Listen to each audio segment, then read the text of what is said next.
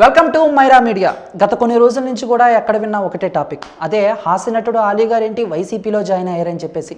బేసిక్గా నిన్న మొన్నటి వరకు కూడా ఆలీ గారు టీడీపీలో జాయిన్ అవుతారని వార్తలు వచ్చాయి. సో ఆ నేపథ్యంలోనే చంద్రబాబు నాయుడు గారిని కలిశారు. ఆ తర్వాత జనసేన పవర్ స్టార్ పవన్ కళ్యాణ్ గారిని కూడా మీట్ అయ్యారు. అప్పుడెప్పుడో ఒక హోటల్ దగ్గర లేకపోతే ఎయిర్పోర్ట్ దగ్గర వైసీపీ అధినేత జగన్మోహన్ రెడ్డి గారిని ఆలీ గారు కలిశారని కూడా వార్తలు వచ్చినాయి. ఫైనల్గా మూడు పార్టీలను కూడా కలుసుకున్న తర్వాత ఆయన తీసుకున్న నిర్ణయం వైసీపీలో జాయిన్ అవ్వటం. సో దీనికి ఒక స్టోరీ ఉందండి. 2009 నుంచే ఆలీ గారు రాజకీయాలకు దగ్గరగా ముఖ్యంగా టీడీపీలో జాయిన్ అవ్వాలని ఆయన అనుకున్నారు. అప్పుడెప్పుడో ఇంకేముంది, ఇదిగో నీకు టికెట్ ఇచ్చేస్తున్నాను చూడు, ఇక్కడి నుంచి నువ్వు పోటీ చేయని చెప్పి మొత్తం అయిపోయిన తర్వాత ఇదంతా ప్రచారం వరకే బ్రదర్ అని చెప్పేసి మన చంద్రబాబు నాయుడు గారు హ్యాండ్ ఇచ్చారట. ఇది వాదనలు కూడా వినిపించినాయి. అయితే దీంట్లో అంతో ఇంతో నిజం ఉంటుంది అని చెప్పేసి కూడా కొంతమంది రాజకీయ నాయకులు చెప్పడం జరిగింది.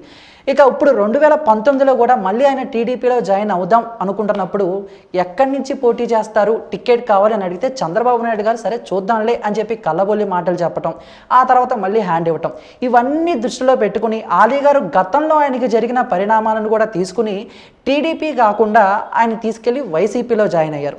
అంతేకాకుండా బయట కూడా ఒక ప్రచారం ఉంది, ఎందుకంటే టీడీపీ జనసేన రెండు కూడా త్వరలో పొత్తు పెట్టుకోబోతున్నాయి అనే వార్తలు కూడా వినిపిస్తూ ఉన్నాయి. అఫ్కోర్స్ ఇది నిజం అవ్వచ్చు, అబద్ధం అవ్వచ్చు. ఇది కూడా ఆయన దృష్టిలో పెట్టుకుని ఈ రెండు పార్టీలు కాకుండా ఆలీ గారు వెళ్ళి వైసీపీలో జాయిన్ అవ్వడానికి కారణం ఈ రెండే అని చెప్పేసి కొంతమంది అయితే చెప్పడం జరుగుతుంది.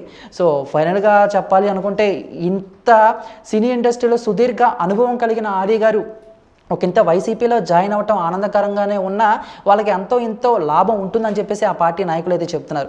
నిన్న మొన్నటి వరకు టీడీపీ అంటేనే సినీ గ్లామర్ అని అన్నారు, కానీ ఇప్పుడు వైసీపీలో సినీ గ్లామర్ ఎక్కువైపోతుంది. అంతకుముందు 30 years పృథ్వీ గారు కానివ్వండి, భానుచంద్ర గారు కానివ్వండి, కృష్ణుడు కానివ్వండి, అలానే పోసాని కృష్ణమురళి గారు కానివ్వండి, వీళ్ళందరూ కూడా వైసీపీకి సపోర్ట్ ఇస్తున్నారు. ఇప్పుడు రీసెంట్గా ఆలీ గారు వైసీపీలో చేరటం, మరి ఆయన ఏ నియోజకవర్గం నుంచి పోటీ చేస్తారు అనేది మాత్రం డౌట్గానే ఉంది. ఖచ్చితంగా 2019 ఎలక్షన్స్లో వైసీపీ తరపున ఆయన ప్రచారం చేయటమే కాకుండా పోటీ కూడా చేస్తారు అని చెప్పేసి బలంగా వినపడుతుంది. చూద్దాం రాను ఇక రాష్ట్ర రాజకీయాలు ఎలా జరుగుతాయో. మరి దీనిపై మీ యొక్క అభిప్రాయాన్ని కామెంట్ రూపంలో మాకు తెలియజేసి, ఈ వీడియో మీకు నచ్చితే లైక్ చేసి అందరికీ రీచ్లో షేర్ చేయండి.